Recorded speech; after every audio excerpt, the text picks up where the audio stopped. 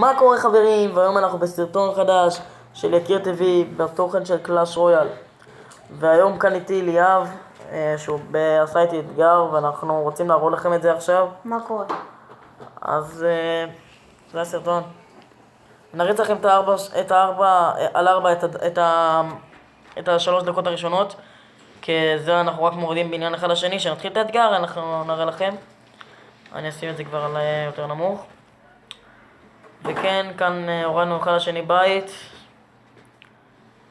עשור בדמש, וכאן התחלנו עם הקולקטורים בעצם.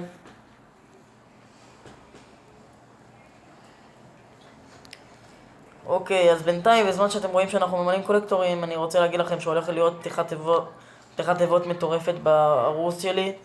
סופר מג'יקל, לג'נדרי, וגם דה דוקטור השתתף בזה. פתיחת תיבות מטורפת של לג'נדרי צ'סט, סופר מג'יקל וג'יינט צ'סט. אוקיי, בואו נתחיל לשים לכם את זה על הילוך אחד, כי עכשיו אנחנו מתחילים עם הוא מתחיל לשים לי טומסטונים, מתחיל לשים סקרמים, אני מושך אותו עם ג'יינטים, שמנו גם את הפקה וסקלטונס בשביל שיחיה. שמנו הרבה קולקטורים. שמתי לו פריז, כי פשוט אם לא הייתי שם את הפריז הזה לא היה הולך לנו אתגר. כן. בסך הכל אתגר יפה לך. כן, כי תסתכלו כמה סקלטונים היה לנו כאן. אחלה לוג היה. זה ממש הרבה סקלטונים. הוא עוד הספיק לשים קלון אחרון לפני הלוג. הנה קלון, והנה איזה לוג נדיר, איזה לוג נדיר. היה קצת לאגים במשחק בגלל שזה... איזה לוג נדיר, השקלש כבר השתגע מרוב שהיה כל כך הרבה סקלטונים. אז...